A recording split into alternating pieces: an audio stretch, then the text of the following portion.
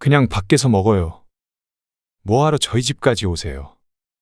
속이 안 좋아서 식당은 못 가겠다고 했잖아. 식당을 잘 고르면 되죠. 저희 집 오고 싶으시면 식사하신 후에 오셔서 차나 한잔하고 가세요. 그리고 한정식당 같은 데 가면 되잖아요. 조미료 안 쓰고 건강한 음식 파는 그런 식당 찾아서 가면 되죠. 너희 집에서는 못 먹는다는 거야. 아, 뭐하러요? 여러 사람 오면 번잡스럽고 요리도 은수가 해야 하는데. 그냥 미역국 한 그릇 얻어먹는 것도 안 되니. 엄마가 10년 만에 처음으로 이런 말 하는 거잖아. 항암 때문에 식당 못 간다는데 평생 처음 너희 집에서 밥 한 끼도 못 먹어? 왜 꼭 저희 집에서 미역국을 드셔야 되는데요? 며느리한테 밥상 받고 싶어서 그러세요? 괴롭히고 싶어서요? 며느리를 왜 괴롭히고 싶겠어? 은수가 못하면 너도 못해? 왜 갑자기 심술을 부리시는데요? 심술? 너는 암에 걸린 엄마한테 밥상 한번 차려주는 게 그렇게 어려운 일이야? 엄마가 그런 소리까지 들어야 하는 일이야? 너는 내가 곧 죽는데도 그렇게 말할 거니? 그런 말이 아니잖아요. 밖에서 먹으면 되는 걸 굳이 집에 오시겠다고 하니까 불편해서 그렇죠. 그리고 암이랑 밥이랑 무슨 상관이에요? 오늘 이야기 속 주인공은 70세 안복자 씨입니다. 그리고 그녀의 아들 40세 조정훈과 며느리 현은수입니다.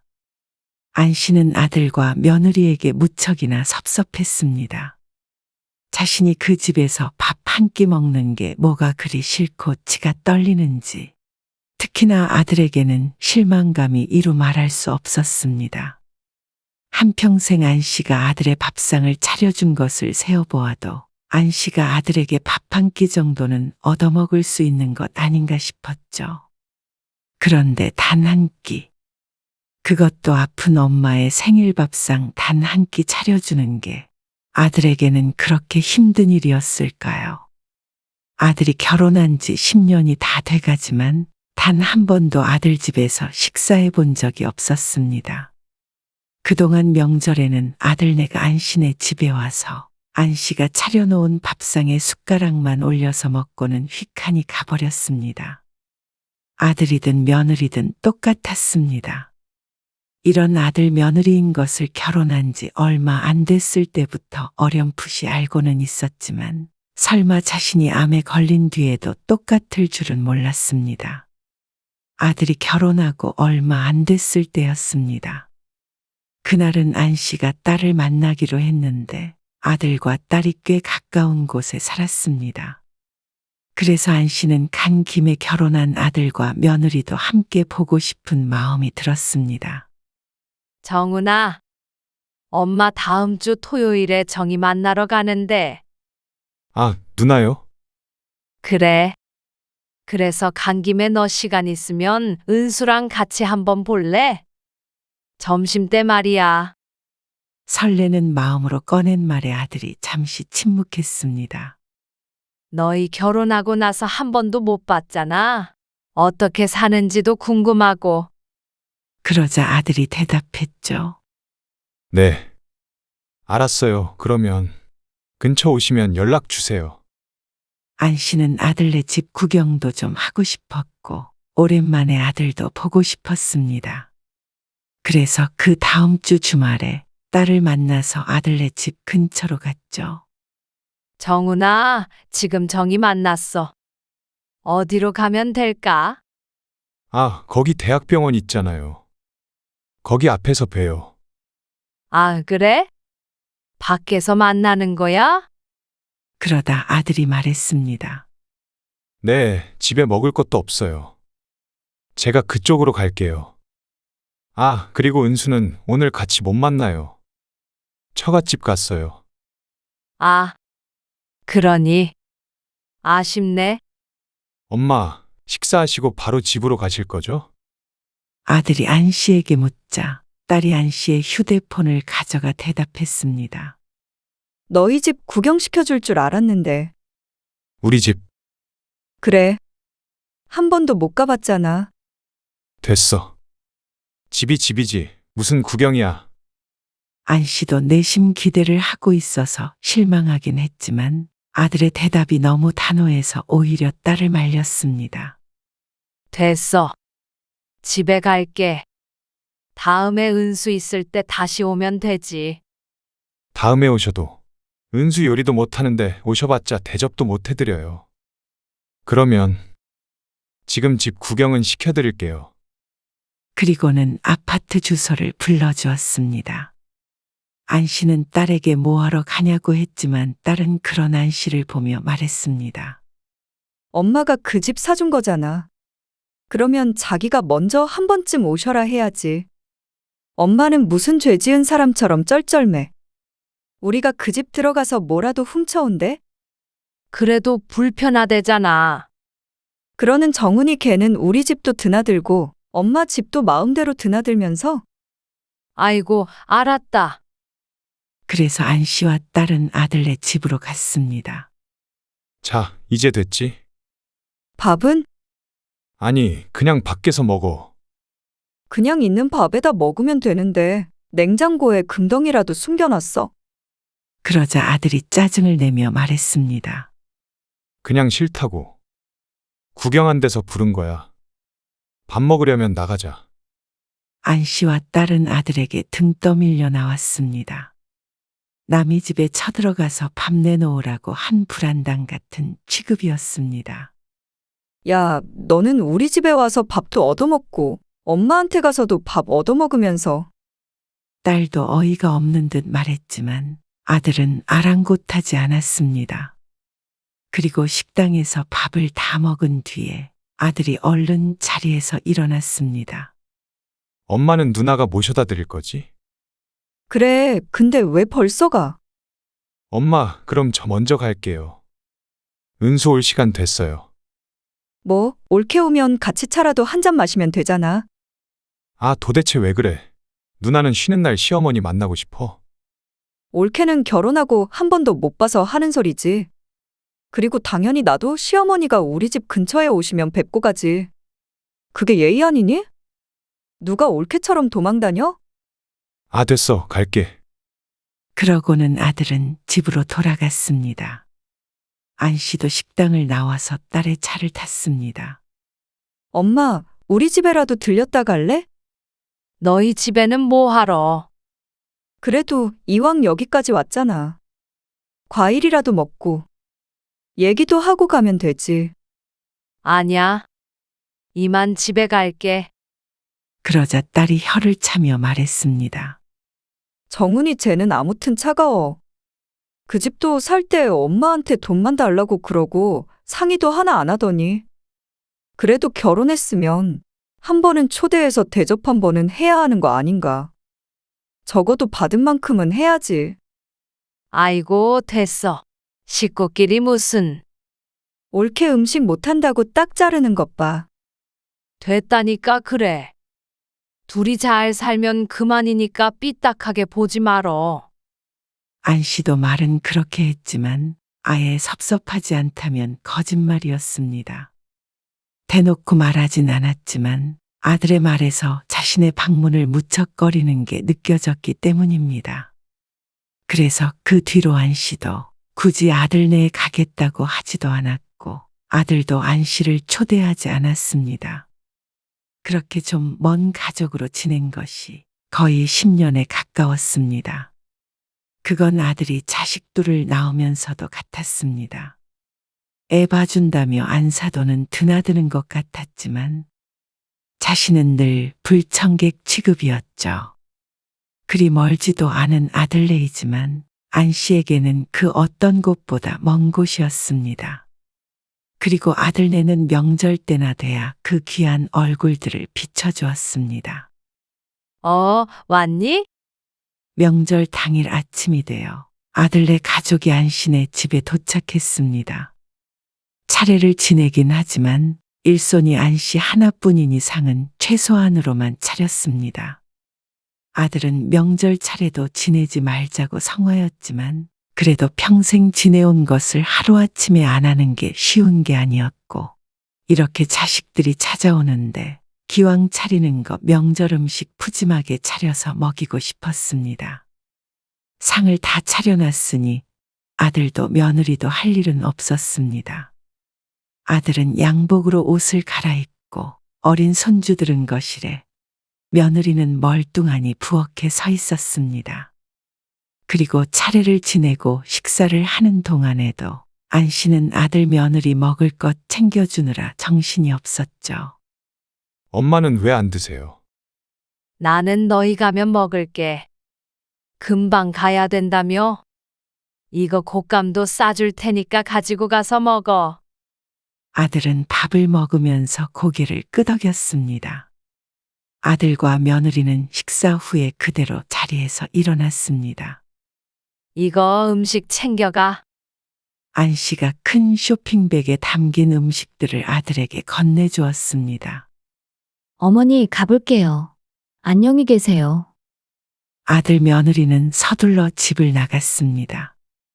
둘이 안 씨네 집에 머물렀던 시간은 2시간도 되지 않았습니다.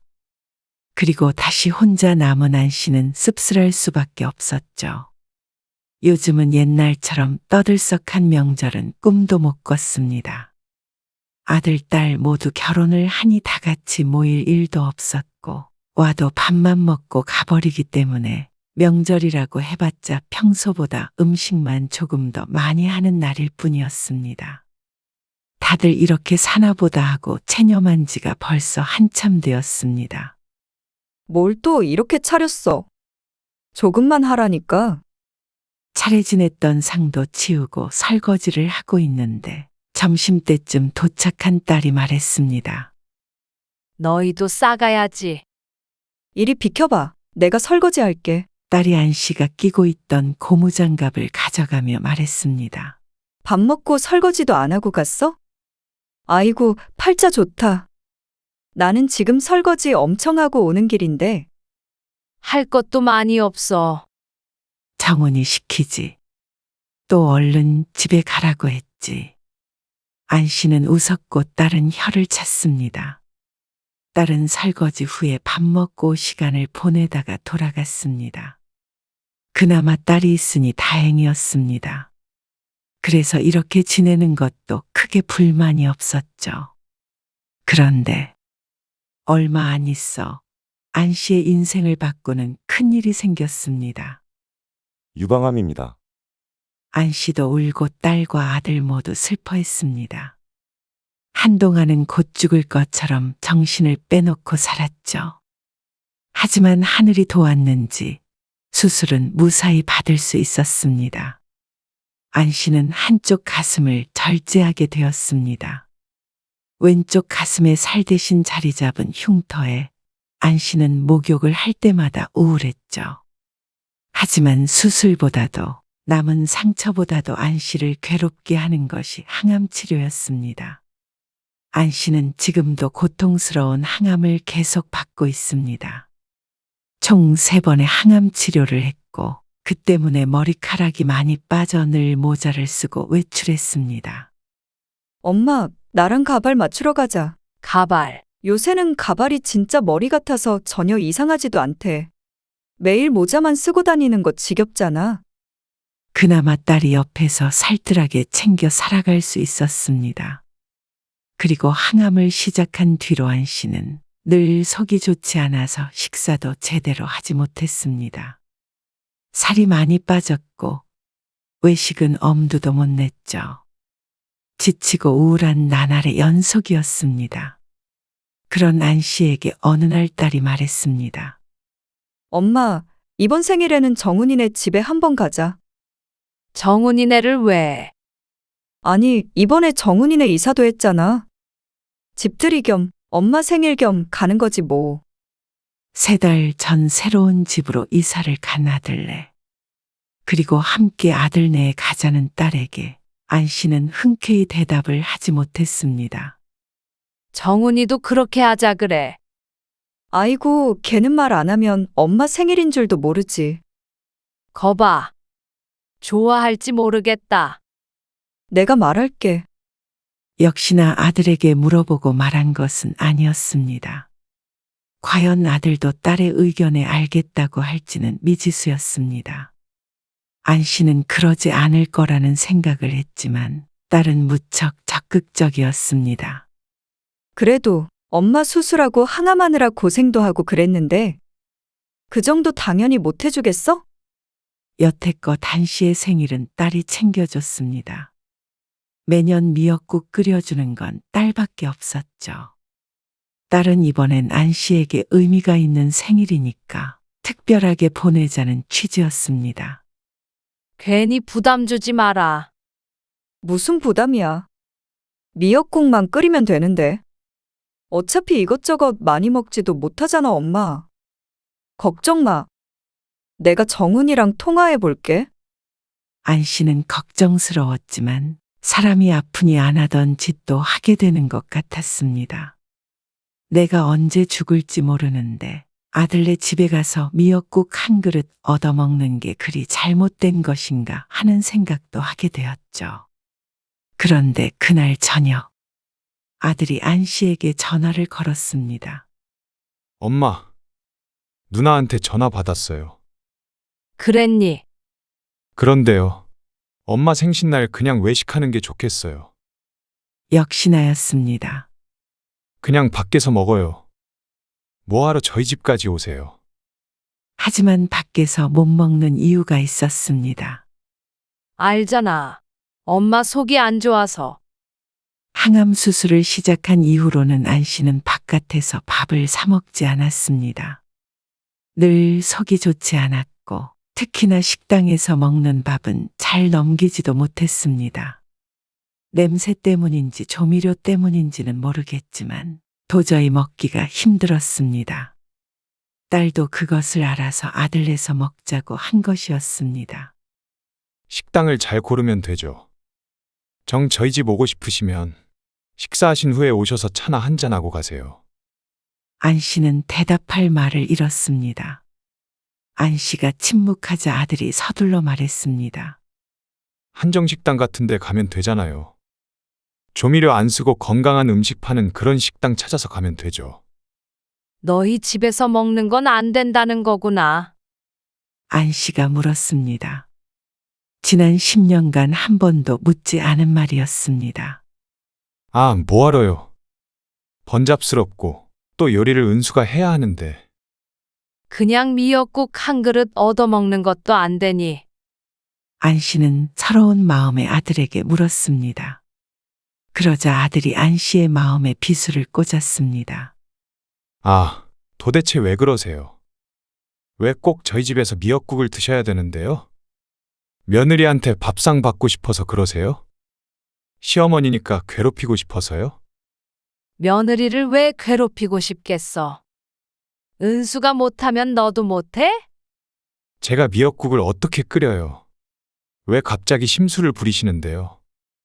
심술? 너는 암에 걸린 엄마한테 밥상 한번 차려주는 게 그게 그렇게 어려운 일이야? 엄마가 그런 소리까지 들어야 하는 일이야? 너는 내가 곧 죽는데도 그렇게 말할 거니? 그런 말이 아니잖아요. 밖에서 먹으면 되는 걸 굳이 집에 오시겠다고 하니까 불편해서 그렇죠. 그리고 암이랑 밥이랑 무슨 상관이라고 자꾸 암 타령을 하세요. 또 수술도 잘 됐잖아요. 안 씨가 대꾸하지 않자 아들은 한숨을 쉬었습니다. 아무튼간 외식하실 거면 참석하고요. 아니면 누나한테 해달라고 하세요. 그런 말을 듣고도 더 말을 이을 수가 없었습니다. 전화를 끊고 한참 속상해 있었습니다. 아들내서 밥 한 끼 얻어먹는 게 이렇게 힘들고 욕먹을 일인 줄은 몰랐습니다. 자신이 가는 걸 반가워하지 않는다는 것은 알고 있었지만 이 정도로 질색할 줄은 몰랐습니다. 아들 며느리가 싫다는데 뭐하러 가나 싶어 그동안 가지 않았지만 안 씨도 아들의 이런 반응은 당황스러울 정도였습니다. 그리고 딸도 아들에게서 연락을 받았는지 어쨌는지 그날 저녁 안 씨네 집으로 왔습니다. 아무래도 생일날은 그냥 우리 집에서 밥 한 끼 먹자. 엄마가 맛있는 거 해줄게. 엄마 생일인데 왜 엄마가 맛있는 걸 해줘? 정훈이가 뭘 했어? 또 싸가지 없이 말했지? 그냥 식당 가자는데. 뭐? 아니, 내가 그렇게 알아듣게 말했는데 엄마한테도 그 소리해? 무슨 그런 놈이 다 있어? 엄마 식당에서 밥 못 먹는 거 뻔히 알면서? 딸이 화를 내며 말했습니다. 그리고 인터넷에 사진 올리는 거 보니까 이사했다고 집들이도 하고 했더라. 무슨 그런 나쁜 것들이 다 있어? 식구들이 와서 밥 먹는 건 그렇게 싫고 남은 괜찮은 거야? 안 씨도 착잡한 심정이었습니다. 딸이 아들에게 따지려는 걸 안 씨가 뜯어 말려야만 했습니다. 이렇게 생일상 받아봤자 전혀 기쁘지 않았으니 말이죠. 결국에는 안 씨의 생일날 딸과 사위가 안 씨네 집으로 와서 미역국을 끓여줬습니다. 그리고 뒤늦게 아들도 왔는데 며느리와 아이들은 없었습니다. 너 왜 혼자 와? 왜? 시어머니 생신인데 올케는 왜 안 와? 누나나 엄마가 이럴까봐 안 데리고 온 거지. 우리 집에서 밥 안 먹었다고 한 소리 하려는 거 아니야? 그러자 안 씨보다 오히려 딸이 더 화가 나 말했습니다. 너희 정말 그러는 거 아니야. 그게 그렇게 어려워? 엄마 생신인데? 아, 그러면 누나가 하면 되잖아.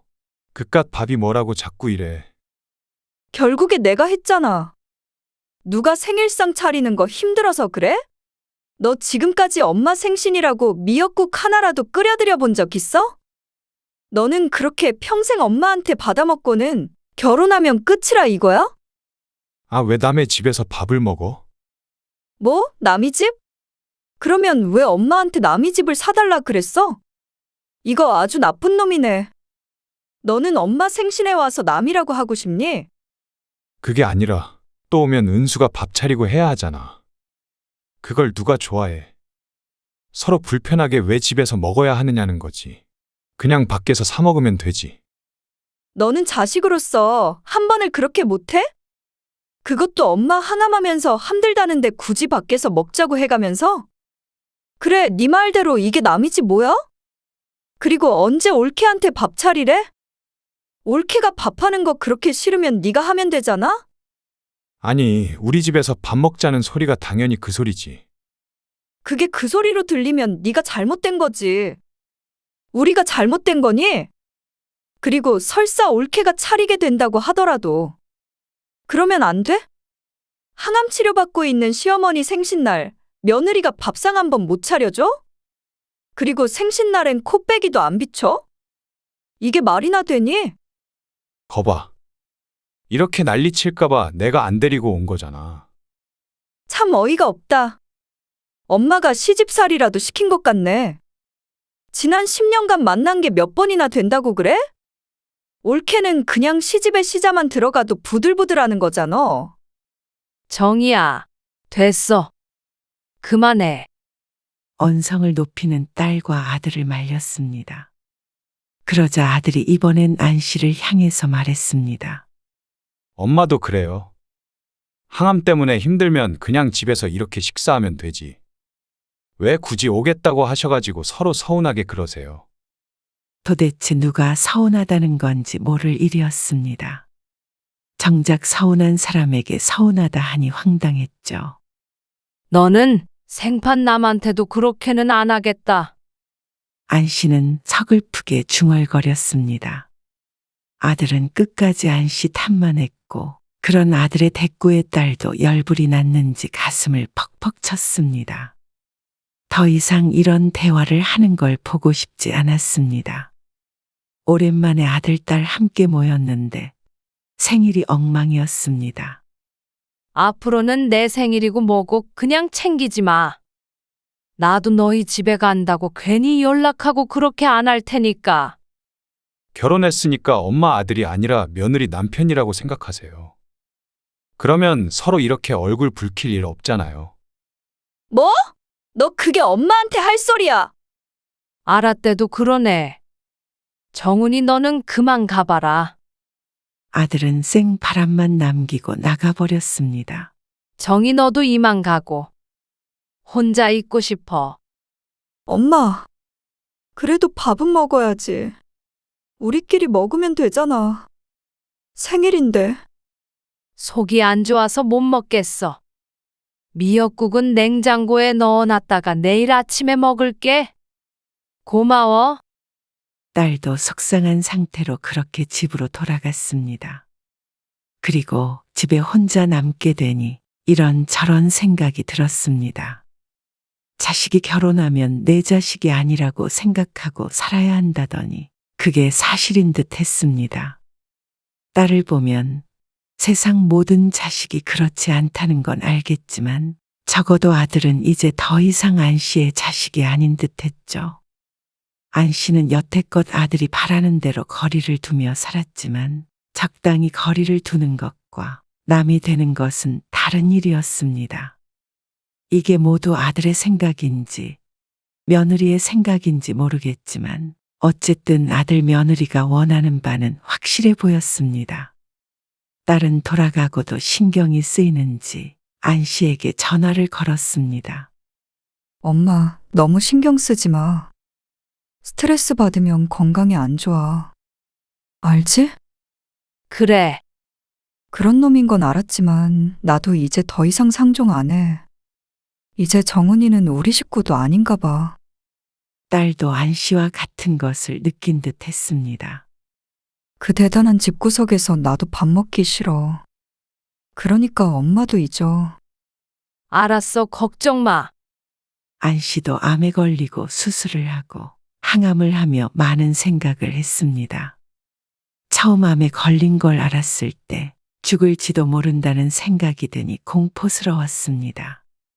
그래서 이렇게 된 마당에 자식들 눈치 덜 보자, 보고 싶은 만큼 실컷 보고 가자 생각했을 때도 있었습니다. 하지만 생각해보면 그렇기 때문에 더욱더 싫다는 자식에게 목맬 필요가 없었던 것 같습니다. 남은 인생은 짧은데 짝사랑에 괴로워하다 부질없이 세월을 흘려보내긴 싫었습니다. 그래서 오늘도 속상했지만 아들에게 확실히 체념할 수 있기도 했습니다. 그리고 그런 안 씨의 마음을 아들은 알 수 없었습니다.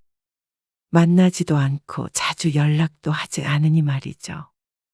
그리고 몇 달 후 명절이 되었을 때 아들에게서 전화가 왔습니다. 은수 데리고 갈게요. 어쩌면 그렇게 얼굴 붉히며 헤어진 것에 대한 화해의 연락이었을 수도 있습니다. 안 씨는 다른 말 없이 그저 마음대로 하라고 했습니다.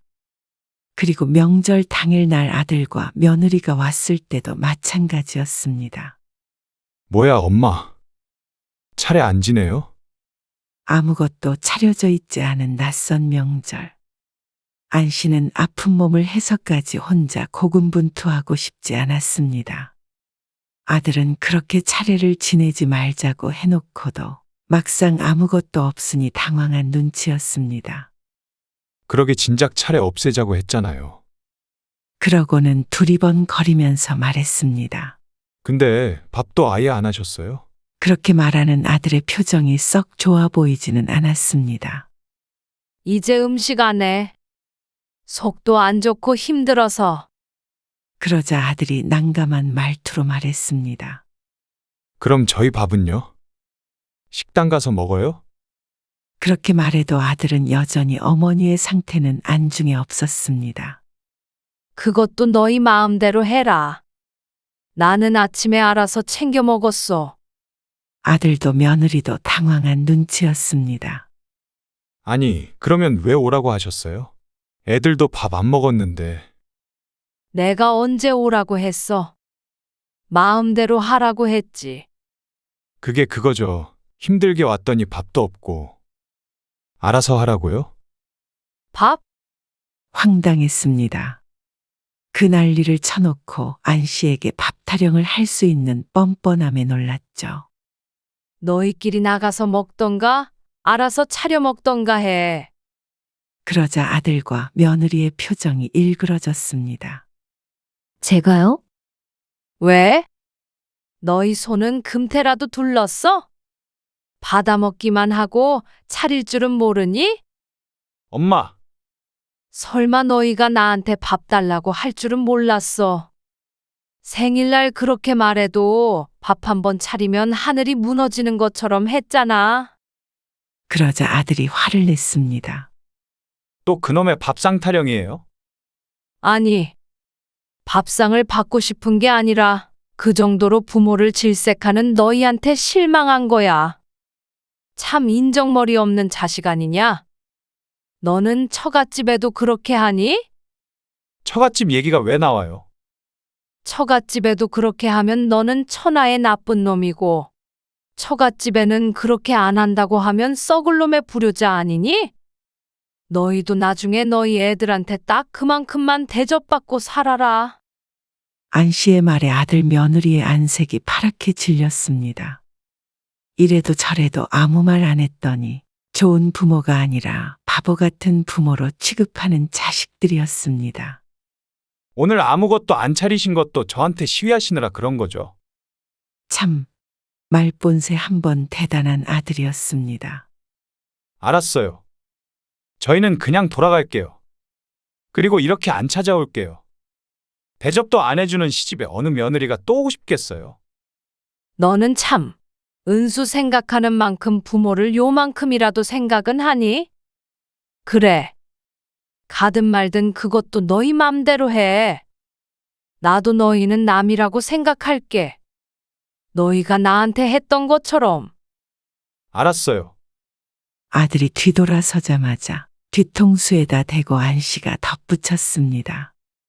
그리고 나 죽기 전에 이 집은 네 누나 앞으로 주고 갈 거니까 그것도 알아둬. 상관없지? 어차피 남이니까. 그러자 아들이 희번득한 눈으로 다시 뒤돌아보며 대답했습니다. 지금 유산 가지고 협박하세요. 그건 협박이 되나 보다. 왜? 엄마가 암 환자니까 금방 죽을 것 같아서 그래. 엄마, 엄마라고 부르지도 마. 남처럼 살라며? 나도 남한테는 내 재산 안 줘. 나도 나한테 잘하는 자식이 좋지.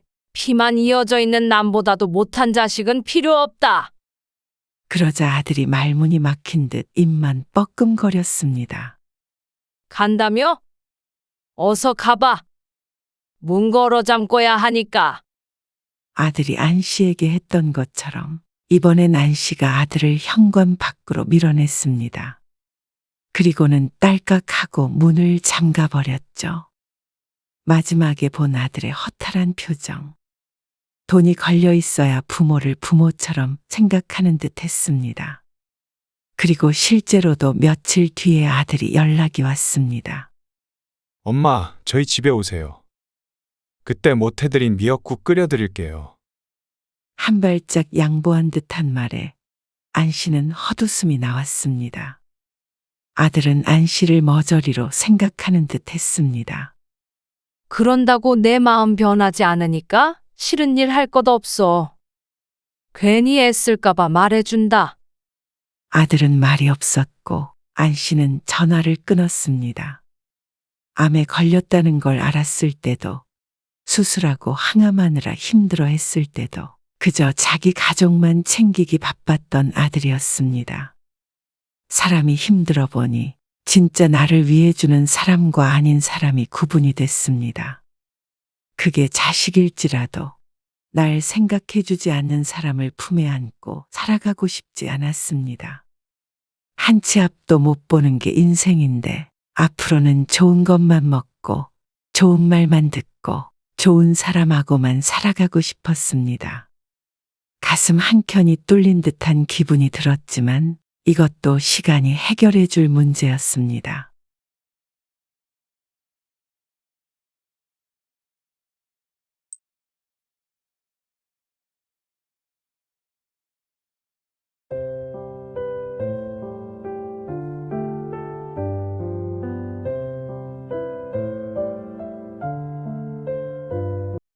제가 뭐 거한 대접 바라는 게 아니라요. 그렇다고 딸랑 미역국 하나 끓여주시는 건 너무하신 거 아니에요? 절 무시하시는 걸로밖에 안 느껴져요. 저희 엄마는 사위라고 늘 백년 손님 대접해주는데 어머니 손자 낳아준 며느리한테 먹던 반찬 꺼내서 주시는 건 무슨 경우예요? 너는 친정에 가는 만큼 우리 집에 올래 그럼? 너희도 나를 사돈네 만큼 챙기면서 그런 소리 해라. 그리고 너는 시엄마 생일이라고 와서는 도대체 뭘 해줬길래 며느리 대접 안 해준다고 투정이야? 생신 선물은 우리 선율이 아니에요? 저희가 1년에 몇 번이나 온다고 이렇게 홀대를 하세요. 말 한 번 잘했다. 너희는 1년에 몇 번이나 온다고 나한테 대접을 운운하니? 그리고 니네 애를 니네가 낳아놓고는 왜 나한테 생색을 내고 있어? 이렇게는 더는 못 있겠어요. 며느리는 입 꼭 다물고 살아야 하나요? 어머님이 잘못하신 게 있으면 저도 한마디 할 수도 있는 거 아니에요? 애 낳고 애써 찾아온 며느리한테 이렇게 시집살이 시키는 시어머니가 어디 있어요? 시집살이? 이게 시집살이니? 며느리살이지. 그렇게 애써야 오는 거면 이제는 차라리 오지 말어. 나도 너희 오면 힘들어. 명절이고 생일이고 그냥 나 혼자가 편하겠다. 이거 원 며느리 눈치 보여서 숨도 못 쉬겠어. 아, 이제 오지 마. 나도 안 갈 테니까. 오늘 이야기 속 주인공은 67세 백정순 씨입니다. 그리고 그녀의 아들 38세 이성민과 며느리 33세 조유진의 이야기입니다. 자신의 생일날 아픈 몸을 이끌고 밥 차려줬더니 욕만 얻어먹은 백 씨였습니다. 그래서 홧김에 찾아오지 말라고 했지만 그 말 한마디가 며느리에게는 그토록 기다려오던 반가운 말이라는 것을 뒤늦게 깨달은 백 씨는 후회했습니다. 아들 며느리도 자신처럼 괴로울 줄 착각했던 자신이 바보였습니다. 눈물바람으로 집 밖을 나서던 며느리. 그리고 그런 며느리를 달래며 눈빛으로 자신을 탓하던 아들. 억울하고 서운한 건 백 씨뿐인 듯했습니다. 이대로 연을 끊고 살면 며느리 좋은 일만 시키는 일이라는 걸 알았으니 이대로는 있을 수 없었습니다. 백 씨는 어떤 다짐을 하며 며느리와 있었던 일을 떠올렸습니다. 아들은 4년 전에 결혼했고 결혼할 당시 백 씨가 작지만 아파트도 해줬는데 백 씨는 그 집에 딱 2번 가보았습니다. 첫 번째로 갔을 때는 그마저도 가시방석에 앉은 듯해서 바깥에서 후딱 식사한 뒤에 금방 돌아오고 말았죠. 그리고 2번째 방문했을 땐 며느리가 하도 불편해하고 아들도 눈치를 주어서 밥 한 끼 얻어먹지도 못했습니다. 그래서 요즘엔 아무리 자식 집이라도 보고 싶다고 갈 수는 없는 것이구나 하고 생각했습니다. 주말에 뭐 하니? 아, 저 처갓집 가기로 해서요. 그렇다고 아들 며느리가 사돈네 가는 것만큼 백신의 집에 자주 오는 것도 아니었습니다. 주말에 연락하면 늘 사돈네 갔다고 하는데 백 씨가 아들 며느리를 보는 것은 1년의 명절을 포함해서 3-4번 될까 말까였습니다. 시어머니란 이렇게 외로운 일이구나 싶었습니다. 그래도 이해하고자 했습니다. 백 씨는 뒷전이 되겠지만 아들만 잘 살면 그만이라고 생각했습니다. 그런데 그것도 도가 지나칠 때도 있었습니다. 손주도 한 번 안 보여주니? 며느리가 출산한 뒤에도 마찬가지였습니다. 저는 바쁘고 유진이도 애 보느라 정신 없어요. 그러면 내가 한 번 가도 되는데. 그러자 아들은 곤란해했습니다. 좀 나중에요. 장모님도 와 계시고 유진이도 몸조리 해야 되는데 시어머니 오면 불편하잖아요. 맘 편히 모시죠. 며느리에게 시어머니가 편할 수는 없겠지만 아들 이야기만 들으면 자신이 꼭 며느리를 괴롭히러 가는 듯 했습니다. 다른 때 같았으면 그러냐 하고 말았겠지만 손주가 태어난 지 몇 달인데 코빼기도 안 비추는 것은 무척 섭섭했습니다. 너희는 아무리 그래도 애기도 안 보여주니? 내가 시집살이나 시키면서 그런 소리 들으면 억울하지나 않지. 1시간 거리에 살지만 남보다도 못 보며 사는 아들 며느리였습니다. 시집살이를 시킬래야 시킬 시간도 없었습니다. 죄송해요. 서운해하지 마세요. 제가 기회 봐서 애기 데리고 한번 가던지 할게요. 장모님 가시면 어머니가 한번 오시던가요. 제 마음 이해하시죠? 아들은 안타까운 목소리로 말했지만 어머니로선 섭섭해하지 않을 수 없었습니다. 아무리 결혼하면 자기 가정이 우선이지만 이렇게 부모를 남처럼 대하고 처갓집만 신경 쓸 줄은 몰랐죠. 그러던 어느 날 오후 아들이 웬일인지 백 씨에게 전화를 해서는 다음 날 방문을 하겠다고 알려왔습니다. 뭐, 내일 온다고? 그런데 그 통보가 무척이나 갑작스러웠죠. 하필이면 요 며칠 몸이 좋지 않았을 때였습니다. 엄마 애기 보고 싶다고 하셨잖아요. 저희가 내일 잠깐 시간 내서 갈게요. 내일? 아, 혹시 다음 주에 오면 안 되고? 아, 모처럼 시간 뺀 거예요. 다음 주부터는 쭉 일정이 있어요. 그리고 2주 뒤에 엄마 생신이잖아요. 미리 가서 밥도 먹고 하려고 해요. 아직 2주나 남은 생일을 미리 당겨서 챙기겠다는 아들. 이틀 전부터 배가 아파서 외출도 못하고 집에서 쉬고 있던 백 씨는 잠시 고민했습니다. 아들 며느리가 오면 뭐라도 챙겨줘야 하니 신경이 쓰였습니다. 그렇다고 애 낳고 명절에도 안 왔던 아들 며느리가 오랜만에 온다는데 다음에 오라고 하기도 쉽지 않았습니다. 그래, 알았어. 내일 언제 오니? 오전에 갈게요. 밥은 바깥에서 먹죠. 알았어.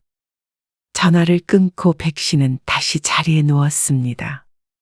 내일 아들 며느리를 맞으려면 약을 먹고 일찍 자두는 게 나을 것 같았습니다. 그러면 복통이 좀 나아질까 싶었습니다. 그리고 다음 날 오전 10시쯤 됐을 때 아들 며느리가 손주를 데리고 왔습니다. 아이고, 잘 지냈어? 애기 좀 보자. 잘 지내셨어요? 그래. 어서 들어와. 백 씨는 아들 며느리를 반갑게 맞았습니다. 아침 안 먹고 나왔어요. 배고프네요. 이따가 갈비 먹으러는 오후에 가고. 우선 아침 겸 점심 좀 차려주세요. 아들은 짐을 내려놓자마자 밥부터 찾았습니다. 갑작스러운 방문이기도 했고 몸도 좋지 않아 특별히 장을 보지 못했습니다. 생일이니까 외식을 하자길래 그런 줄 알고 있었는데 서둘러 있는 반찬으로 밥을 차릴 수밖에 없었습니다. 보통 아들 며느리가 오면 명절이기에 상다리 부러지게 차려주곤 했는데 이번만큼은 그러질 못했죠. 그래도 며느리 출산했다고 혹시 몰라 아침 일찍 미역국을 푹 끓여냈습니다. 급히 뒤지니 냉동실에 고등어 반토막이 있어 그것도 튀겼고 말이죠. 차린다고 차렸지만 그래도 밥상이 조금 초라해 보이긴 했습니다. 미역국, 생선, 김치, 파래무침. 백씨 혼자 있을 땐 이마저도 차리지 않았지만 그래도 아들 며느리가 오니 신경이 안 쓰일 수가 없었습니다. 내가 며칠 전부터 배가 좀 아프고 몸이 안 좋아서 장을 못 봤어. 차린 건 없어도 미역국에 말아서 좀 먹어. 애기 낳았는데 미역국 한 번 못 끓여줬네. 맛있겠는데요, 뭘.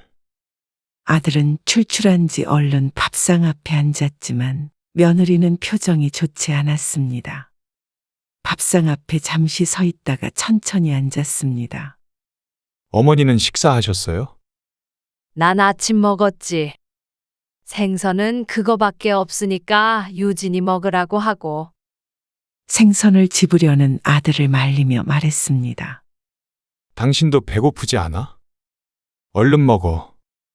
아들이 며느리에게 말했는데 며느리는 떨떠름한 표정으로 고개를 저었습니다. 난 배 안 고파. 나중에 나가서 갈비 먹을게. 그래도 아침 일찍 일어나서 끓인 거야. 미역국이라도 한술 떠봐. 백 씨가 며느리에게 말했습니다. 며느리를 위해서 끓인 국인 차갑게 식어가고 있었습니다. 그래. 맛있어. 그러자 며느리가 마지못해 숟가락을 들고 몇 술 떴습니다. 왜 입맛에 안 맞니? 백 씨가 며느리의 눈치를 보며 물었습니다. 밥도 거의 먹지 않았고 생선이나 다른 반찬에는 손도 안 댄 상태였습니다. 아니에요. 다 먹었어요. 애기 좀 보고 있을게요. 그러더니 눕혀놨던 아이를 안고 거실을 서성거렸습니다. 아들이 식사를 마치자 백 씨는 남은 미역국을 싱크대에 버리고 설거지를 했습니다. 그동안 거실엔 아들의 목소리밖에 들리지 않았습니다. 백 씨가 상을 다 치우고 다시 거실로 갔는데 며느리는 여전히 죽상을 하고 있었습니다. 무슨 일 있어?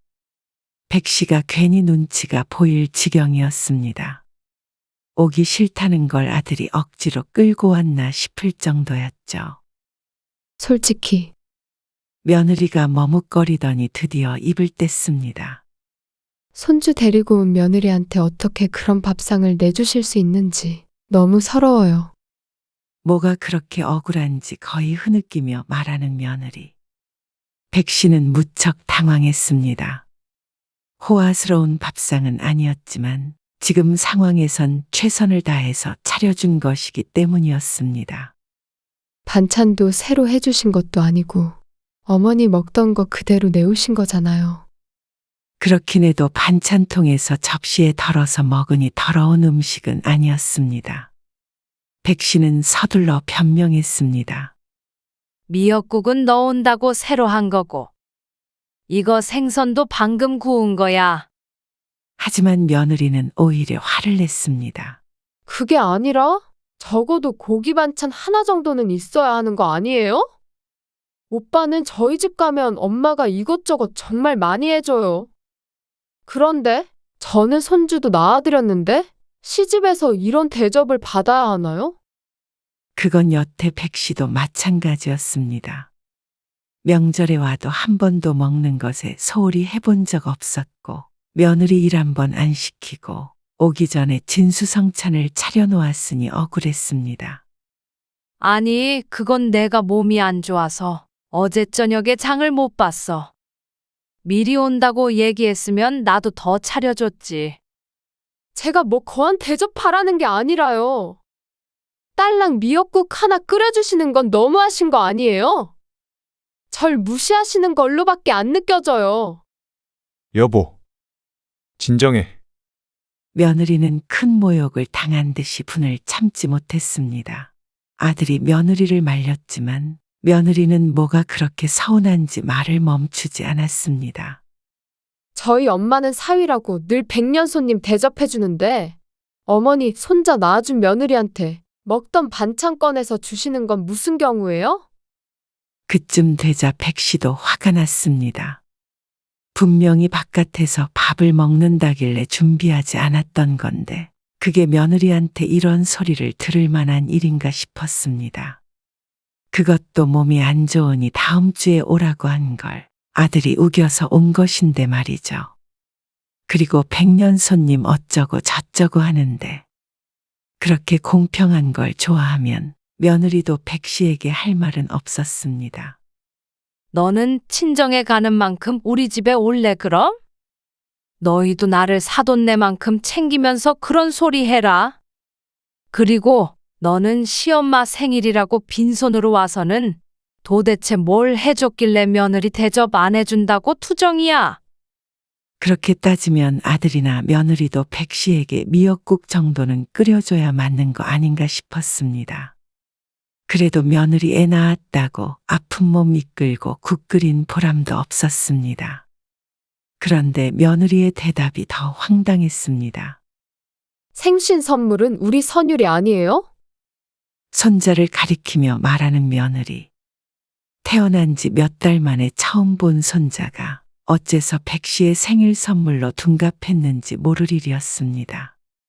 아들은 옆에서 누구 편을 들어야 할지 모르겠다는 표정이었습니다.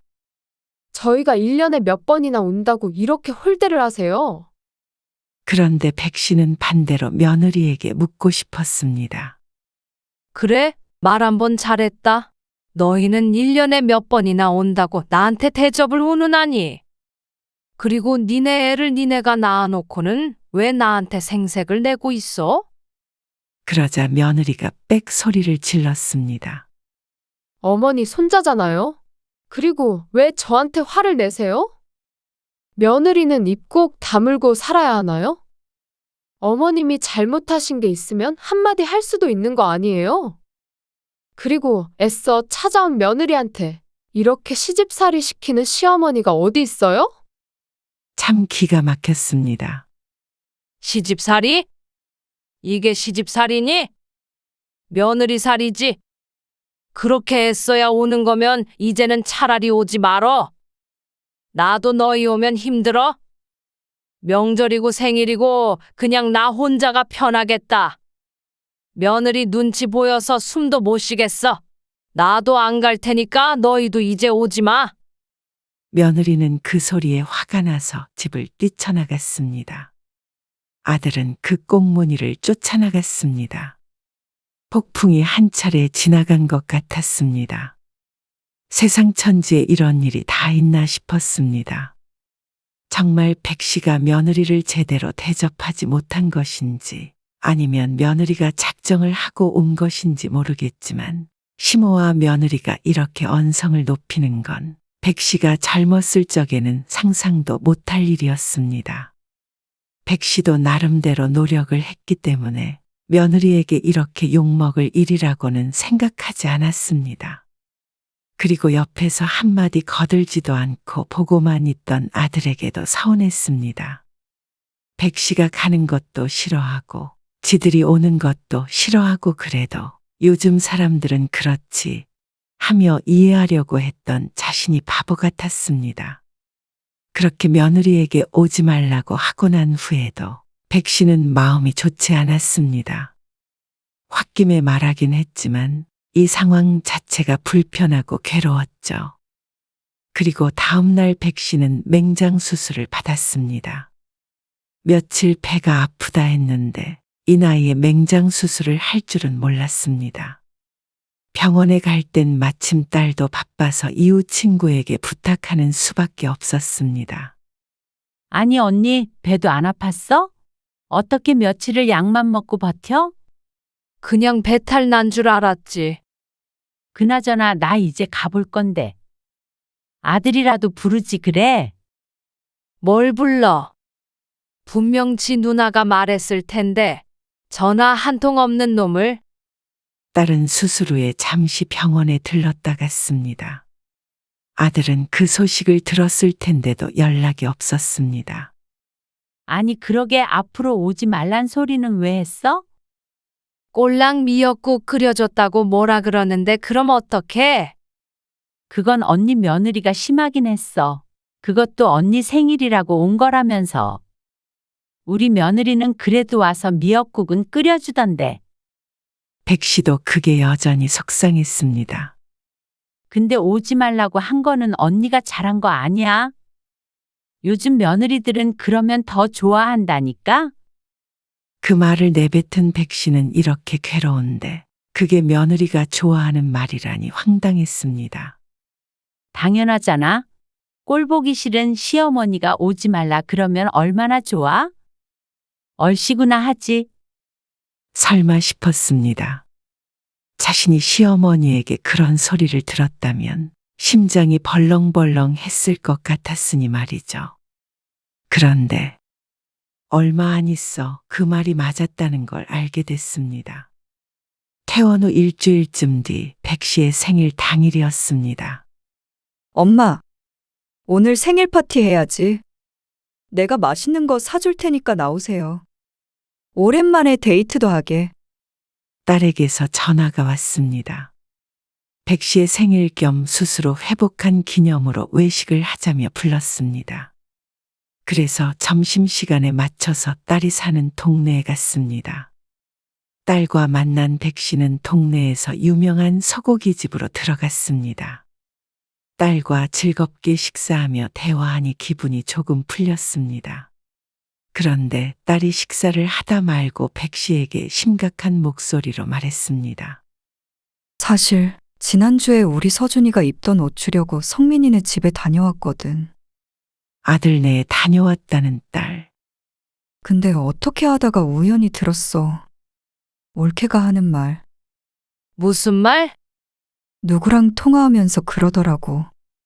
시어머니가 오지 말라 그래서 세상 편하다고. 연락도 안 하니까 너무 좋다 그러던데 시어머니가 그 말 해주길 기다렸대. 좀 대들었더니 시집살이에서 해방됐다고 너도 해보라고 막 그러면서 친구랑 통화한 건지 뭔지 모르겠는데 아무튼 그러더라고. 시집하고 이렇게 영 끊으면 너무 좋겠다고.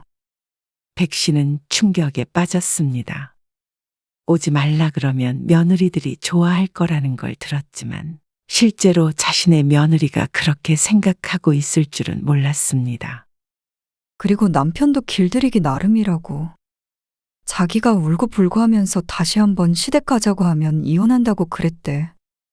근데 그걸 막 웃으면서 말하더라고. 백 씨는 먹던 숟가락을 상위에 내려놓았습니다. 도저히 음식을 넘길 기분이 아니었습니다. 그러면 그때 그러고 갔던 게 일부러 그랬다는 거야? 아니, 그것까진 모르겠고. 어쨌든 무슨 꿀팁 전수해주듯이 말하고 있더라고. 이제 명절에도 친정만 가면 된다면서. 내가 듣고 있는 건 모르고 계속 떠들길래 그냥 못 들은 척 하고 왔어. 성민이한테 한 소리 할까 하다가 괜히 또 시집 식구가 괴롭힌다고 그럴까봐 참았지. 엄마 여태 계속 속상해 했잖아. 딸의 말처럼 백 씨는 아들 며느리를 그렇게 보낸 뒤로 맘 편히 지내본 적이 없었습니다. 실제로 연을 끊고 살 마음도 아니었습니다. 그런데 그게 오히려 며느리에겐 기쁜 일이었다는 게 상처였습니다.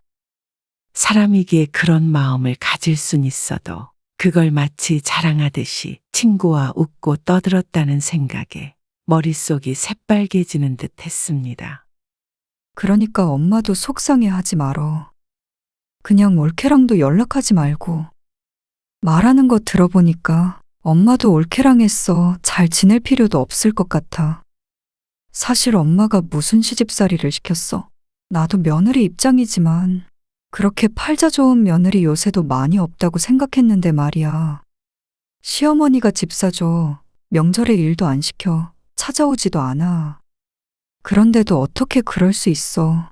아무튼간 나도 요 며칠 잠도 제대로 못 잤어. 속상해서. 성민이 그놈도 엄마 수술했을 때 오지도 않았잖아. 오지 않은 건 그렇다 치고 연락 한 통도 없었습니다. 그게 다 이혼이 무서워서였던 것 같았습니다. 아이고, 엄마가 좋은 핑계 만들어준 거지. 아주 얼씨구나야.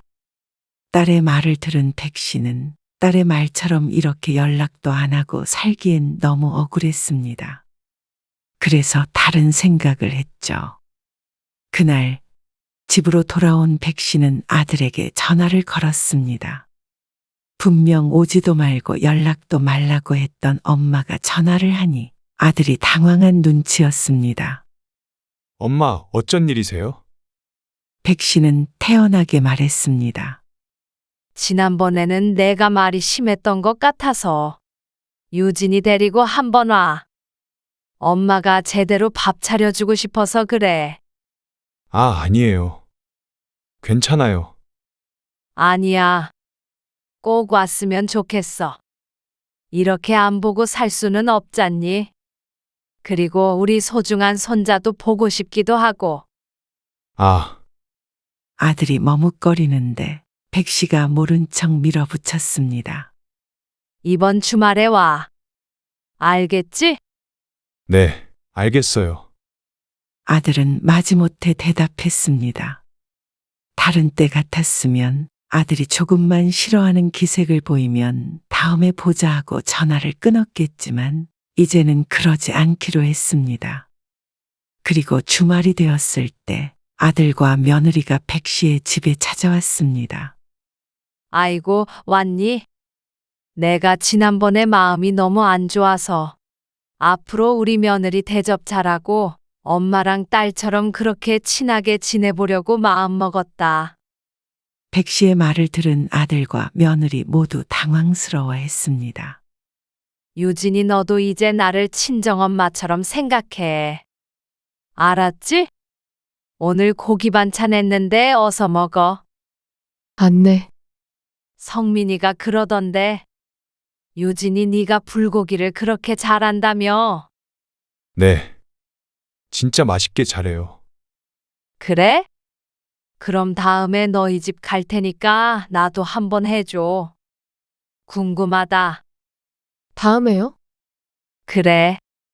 말 나온 김에 다음 주에 갈까? 아니면 너희가 다음 주에 또 와도 되고. 자주자주 보자. 며느리 얼굴이 창백해졌습니다. 무언가 잘못됐다고 생각하는 듯 했습니다. 아, 다음 주요? 그렇게 자주는 못 오죠. 엄마.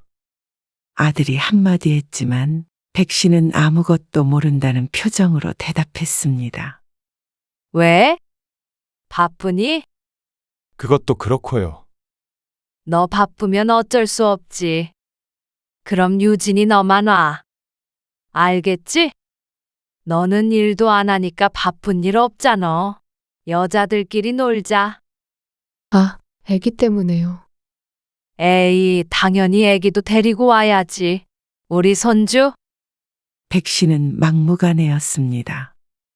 백 씨가 눈치 보지 않고 말하니 오히려 아들과 며느리가 쩔쩔맸습니다.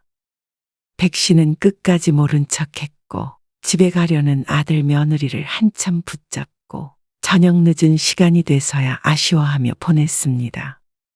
그리고 그 다음 주에는 며느리만 오라고 했지만 몸이 아프다는 핑계로 오지 않았습니다. 그래서 백 씨가 며느리에게 전화를 해서 말했습니다. 유진아, 너 몸 아프다며? 아, 네. 어쩌냐? 그럼 마침 오늘 그 근처 갈 일 있는데 들릴게. 네? 왜요? 왜긴? 며느리가 아프다는데 시어머니가 들여다보는 게 당연하지. 며느리는 무척 떨떠름해했습니다. 언제는 다신 보지 않을 것처럼 하더니 갑자기 치대는 시어머니가 이상한 듯 했습니다. 아니요. 안 그러셔도 돼요. 아주 불편한 티를 팍팍 냈지만 백 씨는 모르쇠로 일관했습니다. 하지만 며느리를 살뜰하게 챙기는 시어머니에게 대놓고 싫은 소리를 할 수는 없었죠. 이런 일이 여러 번 반복되자 아들에게서 전화가 왔습니다. 엄마, 요즘 자꾸 왜 그러세요? 뭐가? 아니, 왜 요즘에 자꾸 오시고, 유진이한테도 오라고 전화하시고. 아, 왜긴 우리 며느리 보고 싶어서 그렇지. 내가 며느리가 둘이냐? 셋이냐? 하나밖에 없는 며느리 예뻐하는데 왜 그래? 그게 아니라, 꼭 괴롭히시는 것 같아서 그렇죠. 뭐, 괴롭히다니? 내가 여태 잘 못 챙겨준 것 같아서. 그래서 지난번에 유진이도 서운해 했잖아. 그래서 나는 며느리 챙겨준 것밖에 없어. 그게 싫으니? 아, 그건 그런데요. 그게 싫다는 게 아니라, 그래도 시어머니니까 불편하겠죠. 유진이도. 뭐가 불편해? 오면 밥 차려주고, 가면 같이 수다도 떨고 그러는데, 너는 알지도 못하면서 이간질을 해? 이간질이라뇨. 그냥 유진이가 불편해 보여서 그렇죠. 하나도 안 불편하고 아주 사이 좋으니까 걱정 말어. 아들도 며느리도 다시는 찾아오지 말라고 했던 때보다 더욱 괴로워 보였습니다. 1년에 두어 번 보는 것도 싫어했으니 이렇게 자주 보는 것에 질색을 하는 게 당연했죠. 아, 참. 이번 명절에는 차례 지내려고. 그리고 백 씨는 그런 복수 아닌 복수에 정점을 찍었습니다. 주말에 아들네 찾아가 과일을 먹으며 말하자 아들도 며느리도 펄쩍 뛰었습니다. 백신의 가족은 원래 명절에 차례를 지내지 않았는데 갑자기 갑작스러운 말에 무척 놀랐죠. 그게 갑자기 무슨 소리예요? 차례를요? 그래. 아무리 그래도 남들 다 하는 거 우리만 안 하면 좀 그렇잖아. 남들 다 하긴요. 요즘에는 차례 잘 안 지내죠. 그래? 유진아, 너희 친정도 차례 안 지내니? 아, 지내긴 하는데. 사돈네도 차례를 지낸다는 걸 들은 적이 있어서 알고 있었습니다. 그러니까 우리도 이제부터 지내자고. 왜 갑자기 말도 안 되는 소리를 하세요? 아들이 화를 내자 며느리도 더 이상은 참지 못하겠다는 듯이 말했습니다. 어머니, 요즘에 도대체 왜 그러세요? 일부러 이러시는 거죠? 그러자 백 씨도 목소리를 바꾸며 대답했습니다. 뭐가 말이 안 된다는 거야? 너희 싫은 건 하나도 안 하려고 하고 엄마만 아들 대접, 며느리 대접해줘야 하니? 나도 며느리살이 때문에 못 살겠으니까 안 하던 짓 좀 하면서 살려고 한다. 유진이 네가 말하던 시집살이가 이런 거 아니니? 아직 시작도 안 했어. 제가 뭘 잘못했다고 이렇게까지 하세요? 그냥 각자 역할 하자는데 뭐가 문제야? 아들과 며느리가 꿀먹은 벙어리가 됐습니다.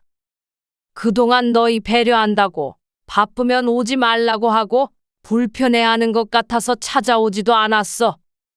근데 그런 게 다 소용없었고 오히려 욕만 먹으니까. 나도 남들 하는 거 다 해보고 욕 먹을란다. 그렇게 말하고 백 씨는 아들의 집을 나왔습니다. 그리고 나서 다음 날 백 씨는 또 며느리에게 전화를 걸었습니다. 이번 주에 어버이날인 거 알지? 우리 며느리가 해주는 밥 좀 먹어보자. 불고기가 그렇게 맛있다며 저녁 6시까지 갈게. 그러자 며느리가 말했습니다. 어머니, 제가 잘못했어요. 그러니까 이제 그만하세요. 제발요. 누가 보면 내가 너한테 해코지라도 한 줄 알겠다. 원래 며느리가 생신상도 차려주고 어버이날에 식사도 대접하고 그러는 거 아니야?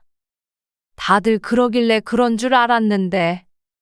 지난번에 제가 심하게 말씀드려서 죄송해요. 뭘 자꾸 죄송하다고 하니? 그냥 서로 도리 지키면서 살자. 알았지? 그러고는 전화를 끊었습니다. 아들에게서도 사과의 메시지가 왔습니다. 어째서인지 다신 보지 말자고 하는 말에는 꿈쩍도 안 하던 아들 며느리가 오히려 가까이 지내자니 즐겁을 하는 게 우스웠습니다. 이러는 것을 보니 그저 배려한다고 능사는 아닌 것 같았습니다. 밥 한 끼 얻어먹자니까 죄송하다는 소리를 무척 쉽게 들었습니다. 그게 참 우스운 한편 씁쓸하기도 했습니다. 물론 아들네가 오거나 백 씨가 찾아가는 것도 무척 번거롭고 귀찮은 일이라 자신이 언제까지 이럴지는 모르겠지만 그동안 아들 며느리도 충분히 후회하길 바랐습니다. 백 씨는 그렇게 며느리와의 전화를 끊으며 웃음 짓는 동시에 한숨을 쉬었습니다.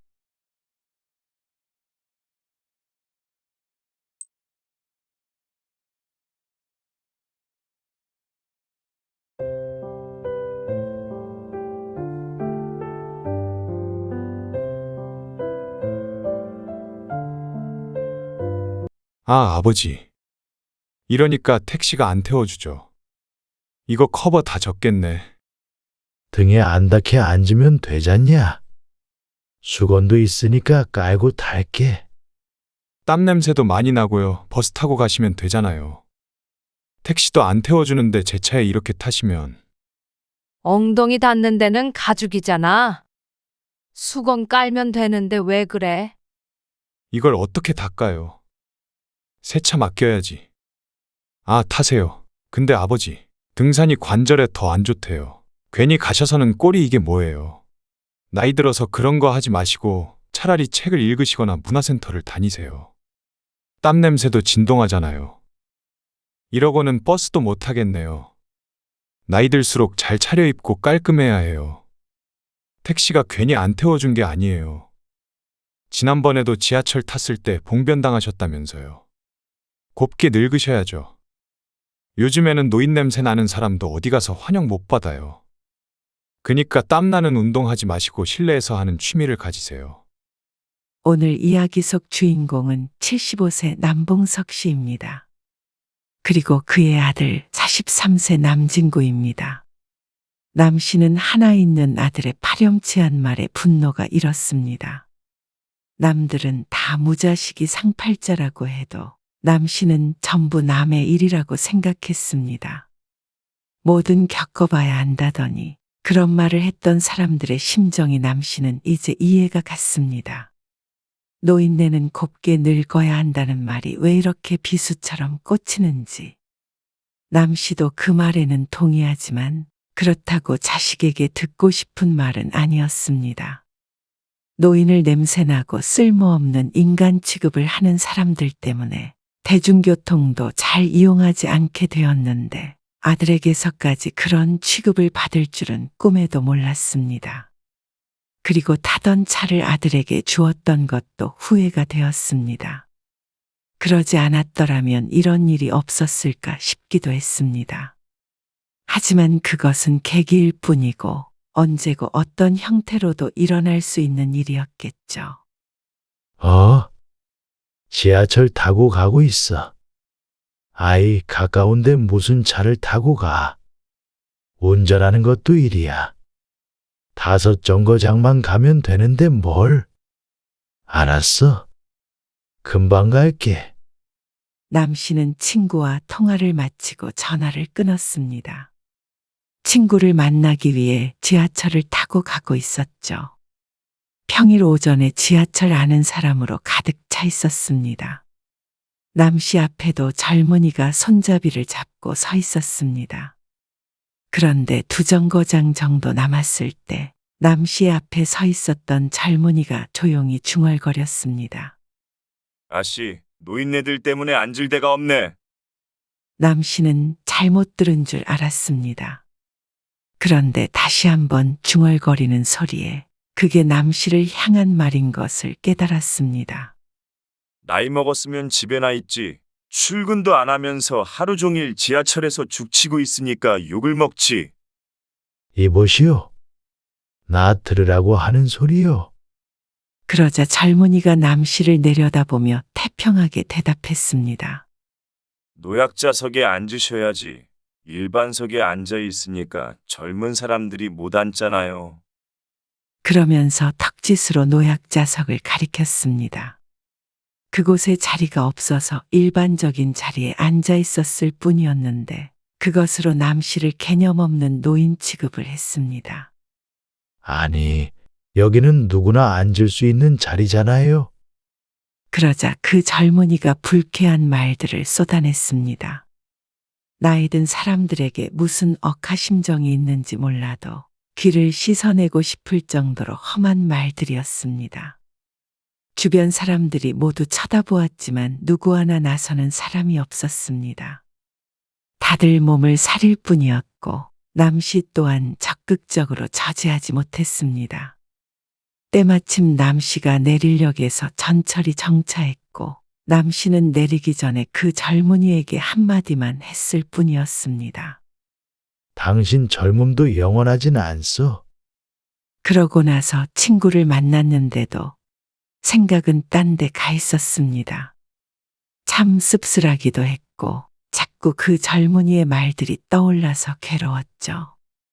그때는 젊은이가 두려워 말을 맞받아치지도 못했습니다. 남 씨는 남에게 피해 주지 않으며 살아왔다고 생각했지만 요즘 세상은 존재만으로도 젊은 사람들에게 피해가 되는 것인지 가슴이 아팠습니다. 욕설을 한 젊은이가 잘못되었다는 것은 알지만 그래도 남 씨는 그날 이후로 대중교통은 잘 이용하지 않게 되었습니다. 차를 타거나 가까운 거리는 자전거를 탔죠. 그런데 오래지 않아서 자동차도 타지 않게 되는 일이 생겼습니다. 남 씨가 아내와 함께 마트에서 장을 보고 집으로 돌아왔습니다. 장바구니를 싣기 위해서 차를 타고 다녀오던 참이었습니다. 잠깐만 머리 좀 뒤로 해봐. 옆에가 잘 안 보이네. 뒤로 후진을 해서 주차를 하고 있을 때였습니다. 수십 년 해오던 운전이었지만 요즘 들어 주차하는데도 이렇게 시간이 오래 걸리곤 했습니다. 옆으로 더 틀어야 될 것 같은데. 왜 거기 닿을 것 같아? 옆에 차는 없었지만 화단턱이 높아서 닿으면 차가 망가질 것 같았습니다. 핸들을 조금 틀고 뒤로 천천히 후진을 하는데 그때 남씨의 아내가 갑자기 소리쳤습니다. 에이고, 고양이! 남씨는 무슨 말인지 인식하기도 전에 큰 소리에 놀라 페달을 꾹 밟았습니다.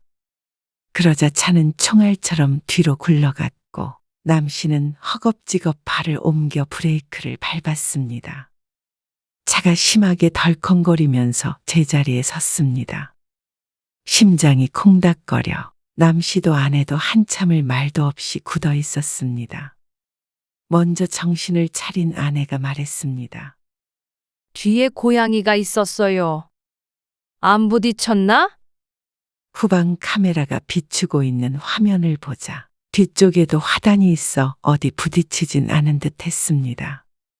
하지만 순간 브레이크를 밟지 않았다면 차는 화단을 넘어서서 뒤에 있는 아파트 건물까지 돌진했을 수도 있었습니다. 그런 상상을 하니 아찔했습니다. 고양이는? 저기 도망갔어요. 당신은 괜찮아? 괜찮아요. 아이고, 다행이네. 다행히도 아무런 피해는 없었지만 남씨는 크게 놀랐습니다. 짐을 들고 집 안으로 들어와서도 놀란 가슴이 진정이 되지 않았습니다. 내가 정말 다 됐나 보다. 70대이니까 오래 운전하기도 했습니다. 이런 일이 차 없는 주차장이 아닌 도로에서 일어났다면 끔찍한 일이 생겼을 수도 있었습니다. 아무래도 운전대 놓을 때가 된 것 같아. 75살이면 아직 젊어요. 여태 사고도 한 번 없었잖아요. 뭘 그런 거 가지고 그래요. 오늘도 아무 일 없었고. 아내는 그런 남씨를 말렸습니다. 실수 좀 할 수 있지. 그렇지만 남씨는 당황해서 브레이크 대신 엑셀을 밟던 순간의 느낌을 떠올렸습니다. 남씨는 눈을 질끈 감고 고개를 저었습니다. 사실 좀 더 빨리 운전대를 놨어야 했는데 차를 잘 안 타니까 내가 안일하게 생각했어. 아내는 대수롭지 않게 생각했지만 남씨는 자신이 예전 같지 않다는 것을 느꼈습니다. 그래서 아들에게 상의를 했습니다. 아들은 아내와 비슷한 반응을 보였습니다. 에이, 그건 사람마다 다르죠. 아버지는 운전 문제 없이 잘 하시잖아요. 불안해서 앞으로 운전을 할 수 있을지 모르겠다. 앞으로 조심해서 하시면 되죠, 뭐. 큰 사고가 난 것도 아닌데 뭘 걱정하세요? 앞으로 운전 안 하시면 어떻게 다니시게요? 불편해서 못 다니죠. 자전거 있지 않냐?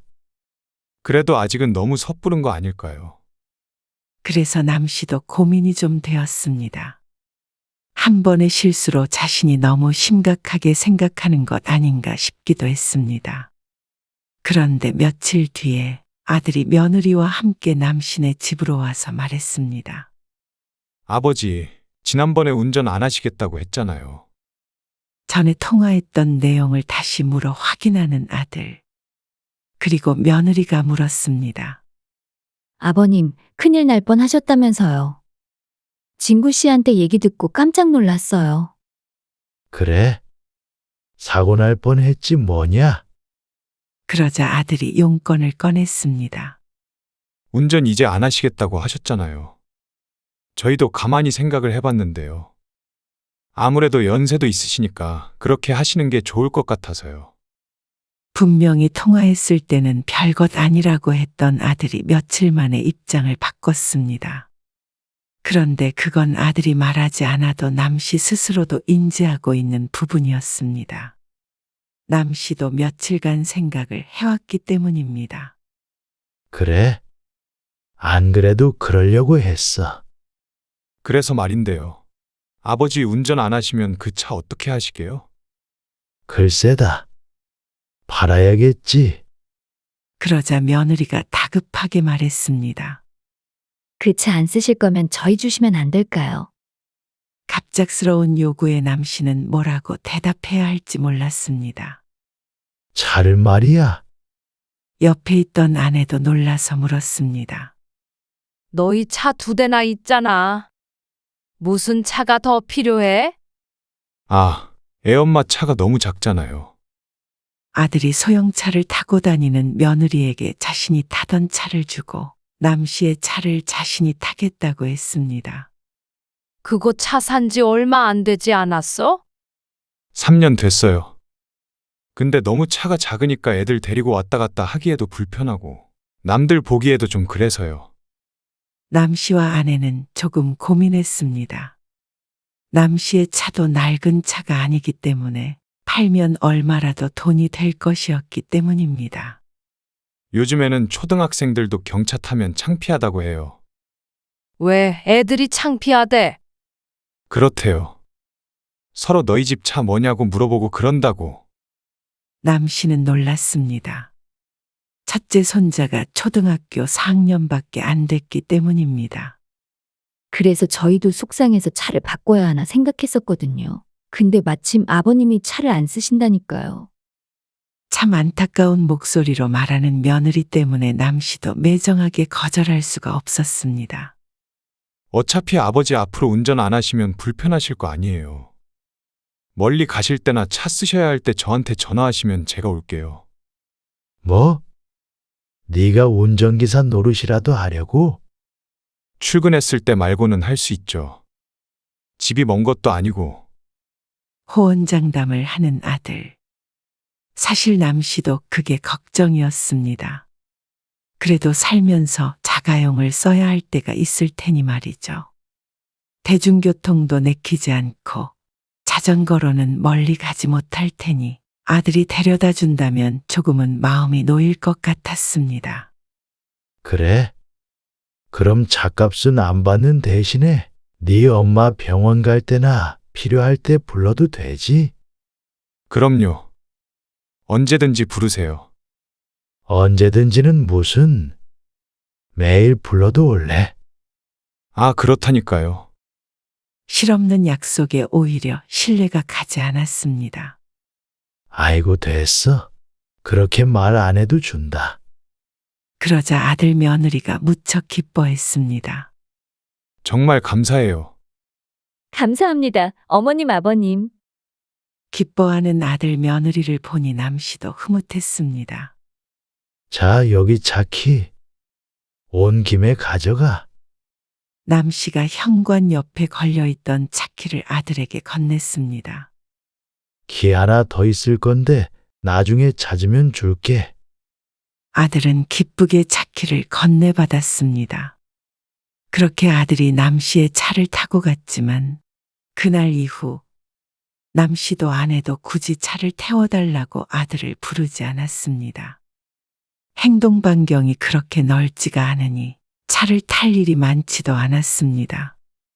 마트도 조금씩 자주 장을 보면 자전거면 충분했습니다. 그런데 자가용이 필요한 일이 아예 없을 수는 없었습니다. 아들에게 차를 준 지 반년 정도 됐을 때였습니다.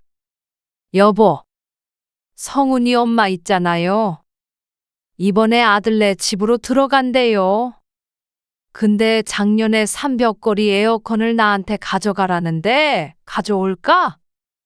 거실에 에어컨 있는데 또 필요해? 에이, 안방에는 없잖아요.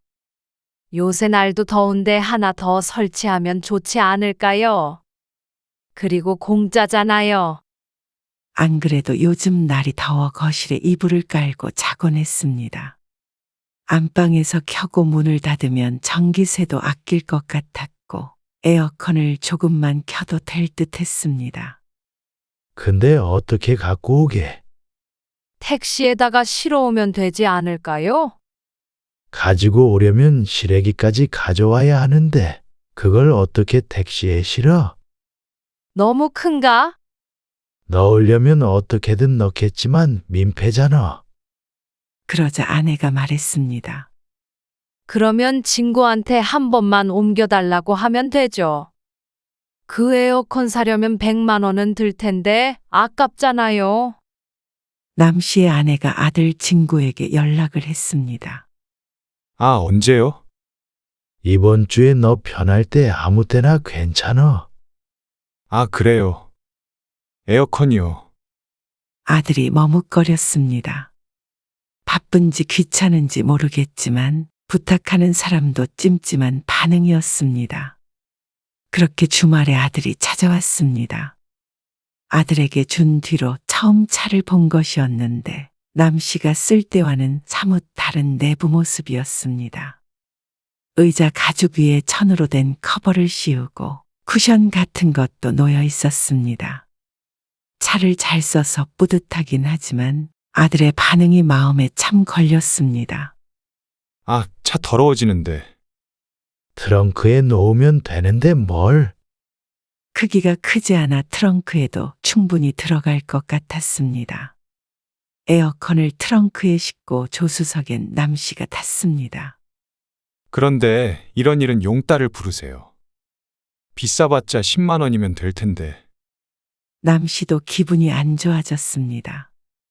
매일 부르라더니 6개월 만에 처음으로 부탁한 것이었습니다. 그런데도 이렇게 귀찮은 티를 팍팍 내니 겸연쩍기도 하고 마음이 상하기도 했습니다. 그리고 손수레를 끌어 집 안까지 옮기는 것을 도와주면서도 아들은 투덜투덜 댔습니다. 그걸 듣는 아내도 빈정이 상한 듯 보였습니다. 에어컨을 옮기는데 총 30분이 채 걸리지 않았지만 아들은 무엇이 그렇게 마음에 안 드는지. 그래서 그날 이후로 남 씨도 아내도 어지간하면 아들에게는 부탁하지 말자 생각했습니다. 그런데 몇 달 뒤였습니다. 오늘 병원에 갔더니 운동을 좀 하라더라. 왜요? 운동 안 해서 허리 아픈 거래요? 나이 들면 당연히 아픈 거지 뭐. 근데 운동을 해야 근력이 생기고 허리, 무릎 이런 데가 덜 아프대. 하긴 그래요. 그니까 당신도 같이 등산 같은 거나 좀 해보자고. 등산이요? 아이고, 난 다리 아파서 못해요. 아내는 그런 것은 못한다며 고개를 저었습니다. 아, 누가 한라산 등반하지? 저기 한방병원 뒤에 산 있잖아.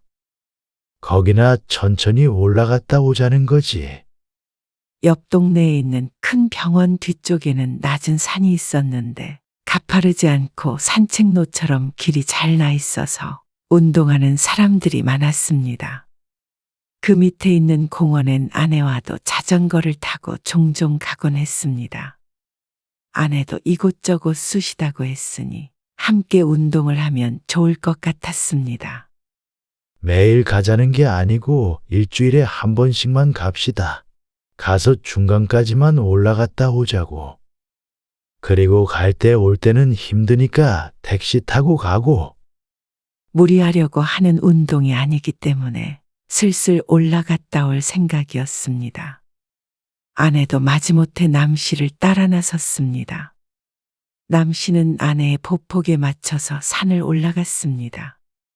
사실 산길이라기보다는 경사진 산책로 같은 수준이었지만 그동안 운동 한 번 안 했던 남 씨와 아내에겐 충분히 힘들었습니다. 중간에 물 먹는 데가 있다는데 거기까지만 갔다 오자고. 왕복 3, 40분 정도 걸릴 듯한 거리였습니다. 이제 좀 힘들다 싶을 때가 되니 목적지가 보였습니다. 아이고, 이제 내려가요. 더는 못 걸어요. 아이 참, 알았어. 그래도 올라오니까 좋잖아. 그건 그렇네요. 남 씨는 다시 아내와 함께 산에서 내려갔습니다. 그런데 내려가던 중 아내가 기쁜 목소리로 말했습니다. 어머, 저기 꽃 봐요. 너무 예쁘다. 그러면서 바닥이 다져진 길 옆쪽으로 다가갔습니다. 거기론 가지 마. 넘어져. 길이 깔려 있는 곳 외에는 산은 산이기 때문에 가파르고 위험해 보였습니다. 아니나 다를까. 아내는 돌을 잘못 밟고 넘어져 버렸습니다. 아이 참 조심하라니까 그러네. 아이고, 나 좀 잡아줘봐요. 남씨가 다가가 아내를 일으키는데 바닥이 질척해 함께 넘어지고 말았습니다. 아구구. 마침 전날에 비가 많이 와서 흙이 무척 질퍽하고 미끄러웠습니다. 다행히 다치진 않았지만 남씨와 아내는 진흙 범벅이 되었습니다. 엉덩방아를 찧어서 바지는 축축했고 젖은 흙은 둘을 지저분해 보이게 했습니다. 그래서 서둘러 산을 내려와서 택시를 잡았을 때는 무척 난감한 상황이 벌어졌습니다. 아니, 그 상태로 무슨 택시를 타려고 그러세요? 택시기사가 인상을 팍 쓰며 말했습니다. 남씨가 등에 메고 있던 가방에서 수건을 꺼내며 말했습니다. 아이고, 미안합니다. 보기엔 그래도 흙은 다 털어서 차가 더러워지지는 않을 것 같아요. 그리고 이거 수건을 깔으려고 했는데요. 좀 안 될까요? 아, 그래도 안 돼요. 차 더러워져요. 죄송하지만 다른 차 타세요. 아닙니다. 수고하세요. 남씨는 열었던 택시 문을 다시 닫았습니다. 수건으로 흙을 닦아내긴 했지만 진흙이 묻었던 옷이 거뭇거뭇해서 더러워 보였습니다. 일을 어째? 버스나 지하철 타고 가야 하나? 그런데 이런 상황에서는 대중교통을 이용하는 것도 눈치가 보일 듯 했습니다. 멀쩡할 때도 욕먹는데 이런 차림으로 지하철이나 버스를 탔다가는 좋은 꼴을 보지 못할 것 같았습니다. 아, 오늘 친구 집에 있을 텐데 친구한테 전화해 볼까요? 하지만 아들에게 전화하기도 망설여졌습니다. 지난번에 있었던 일도 있고 또 아들에게 싫은 소리를 들을 것 같았습니다. 그래도 집까지 걸어갈 순 없잖아요. 알았어, 내가 해볼게. 그래서 남씨가 어쩔 수 없이 아들에게 전화를 걸었습니다. 친구냐? 엄마 아빠 오늘 한방병원 뒤에 등산 왔는데 네 엄마가 넘어져가지고 우리 둘 다 옷이 좀 더러워졌어. 지금 안 바쁘면 네가 좀 데리러 올 수 있냐? 그러자 한숨 소리가 들렸습니다. 지금요. 택시 타고 오시면 되지 않아요? 그러려고 했는데 꼴이 이래서 택시가 태워줘야 말이지. 그러니까 너한테 전화했지. 그러자 아들은 엉뚱한 소리를 했습니다. 택시가 안 태워줘요? 그건 승차겁으로 신고를 하셔야죠. 하지만 신고는 신고고 남씨는 얼른 집으로 돌아가고 싶었습니다. 날이 더워 땀도 많이 흘렸고 넘어지면서 엉치를 찧었는지 찌릿찌릿하기도 했습니다. 어쨌든 집에는 가야 할 것 아니냐? 그러자 아들이 기다리라며 전화를 끊었습니다. 남씨와 아내는 산 입구에 있는 벤치에 앉아서 아들을 기다렸습니다. 그렇게 20분쯤 있자 아들이 도착했습니다. 남씨가 조수석 문을 열자 아들이 놀라서 말했습니다. 아, 아버지. 이러니까 택시가 안 태워주죠. 이거 커버 다 젖겠네. 등에 안 닿게 앉으면 되잖냐? 남씨가 수건을 깔고 타려고 하자 아들이 또 말했습니다. 땀 냄새도 많이 나고요. 버스 타고 가시면 되잖아요. 택시도 안 태워주는데 제 차에 이렇게 타시면. 말끝을 흐리는 아들. 아내도 뒷자리에 타려다 말고 어정쩡하게 내렸습니다. 엉덩이 닿는 데는 가죽이잖아. 수건 깔면 되는데 왜 그래? 이걸 어떻게 닦아요? 세차 맡겨야지. 보기엔 지저분해 보여도 수건으로 더러운 건 털어냈고 어느 정도 말라서 차가 더러워질 것 같지는 않았습니다. 아주 내키지 않는 표정으로 말하는 아들에게 남씨도 화가 났습니다. 세차 맡기면 그 돈 주면 되잖냐? 아니, 그럼 집까지 걸어가리? 아, 타세요. 남씨도 아내도 수건을 깔고 최대한 조심스럽게 차에 탔습니다. 그런데 아들은 남씨의 집으로 가는 내내 궁시렁거렸습니다. 아버지, 등산이 관절에 더 안 좋대요. 괜히 가셔서는 꼴이 이게 뭐예요. 나이 들어서 그런 거 하지 마시고 차라리 책을 읽으시거나 문화센터를 다니세요. 땀 냄새도 진동하잖아요. 이러고는 버스도 못 타겠네요. 나이 들수록 잘 차려입고 깔끔해야 해요. 택시가 괜히 안 태워준 게 아니에요. 남씨도 아내도 더러운 행색으로 돌아다닌 적은 한 번도 없었습니다. 오늘은 작은 사고가 있었기에 이랬지만 아들에게 이런 소리를 들을 정도는 아니었습니다. 지난번에도 지하철 탔을 때 봉변당하셨다면서요. 곱게 늙으셔야죠. 요즘에는 노인 냄새 나는 사람도 어디 가서 환영 못 받아요. 그니까 땀나는 운동하지 마시고 실내에서 하는 취미를 가지세요. 남씨와 아내는 말을 잃었습니다. 이게 부모를 생각해서 하는 소리인지 그냥 폭언을 하는 건지. 그런데 아들은 말을 멈추지 않았습니다. 그리고 저도 주말 이틀 쉬는데 이렇게 불러내시면 진짜 피곤해요. 결국 하고 싶은 말은 이것인 듯 했습니다. 이런 나쁜 놈이 있는지. 차 달라고 할 때는 언제든지 부르면 와줄 것처럼 하더니 이렇게 사람이 안면을 확 바꿀 수 있는지 어이가 없었습니다.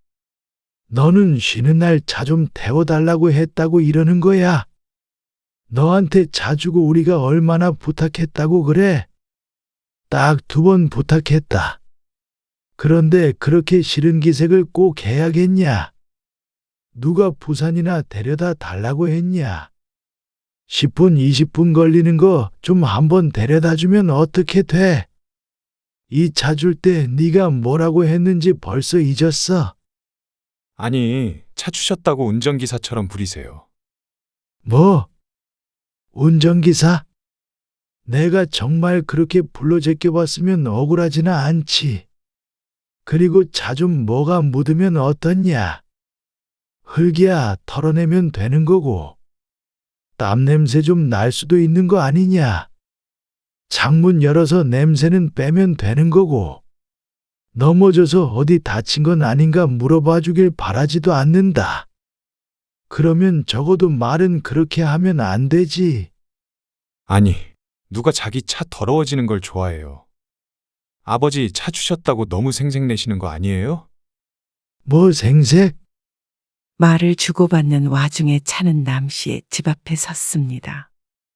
여보, 그만해요. 그냥 내리자. 아내가 남씨를 말렸습니다. 더는 말할 것도 없어요. 얼른 씻고 쉬고 싶어요. 아내도 화가 나 보였습니다.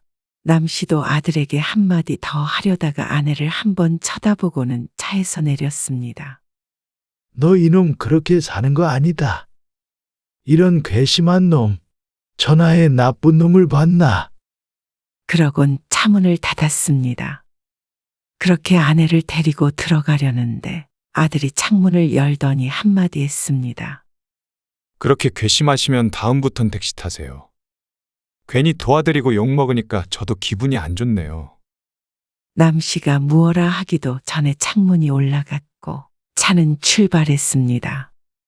남씨도 아내도 벙찐 표정으로 서로를 바라보았습니다.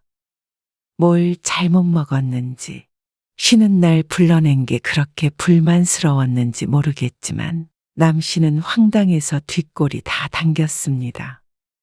남씨가 차를 준 게 아니더라도 자식이라면 부모가 곤란할 때 좀 태워줄 수 있는 것이라고 생각했습니다. 하물며 그 차가 남씨가 준 차인데 자신의 차가 더러워진다며 저렇게 짜증을 내는 아들을 보니 차를 준 것조차 후회가 됐습니다. 남씨와 아내가 집에 들어와 착잡한 표정으로 마주보고 앉았습니다. 차를 괜히 줬어요. 남 씨의 아내도 같은 생각을 하고 있었던 것 같습니다. 안 타더라도 팔아버릴 걸. 여보, 그 차키 하나 더 있지? 지난번에 주지 않았던 차키가 떠올랐습니다. 잠깐만요. 지난번에 내가 찾아놨었는데 아들에게 주려고 서랍장에서 찾아서 놨던 것을 아내가 가지고 나왔습니다.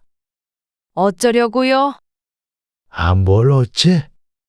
후회되는 건 가서 고쳐놔야지.